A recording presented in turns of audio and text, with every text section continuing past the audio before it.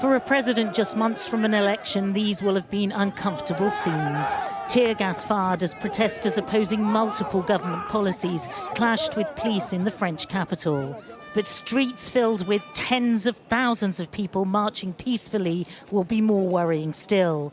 Demonstrations in Paris and towns and cities across the nation to oppose new COVID restrictions. Emmanuel Macron wants to bar unvaccinated people from spaces like bars and restaurants, evoking fury.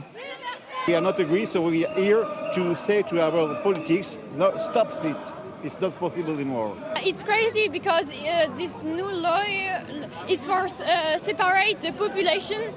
People are angry about life because they feel there's something wrong with this government.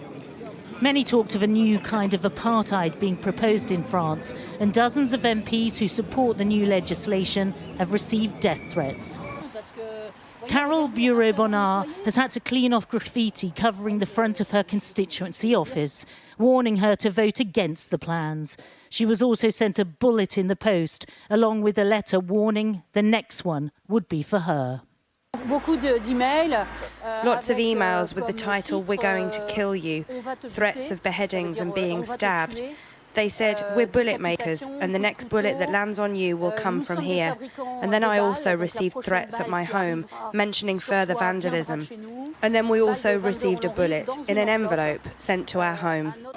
The issue has divided opinion in a nation where around 90% of people are vaccinated. Some marching had been jabbed, but were out to demand liberty, freedom to choose, and not to face what they call discrimination if they rejected vaccination. Many on this march are absolutely furious about President Macron's language this week. When he talked about how he wanted to make it hard for the unvaccinated, he told a French newspaper he wanted to piss them off. The evidence suggests he has succeeded in doing precisely that. And some in the crowd used Macron's own words to send the gesture right back to the president. If the legislation passes, it will be enforced within days.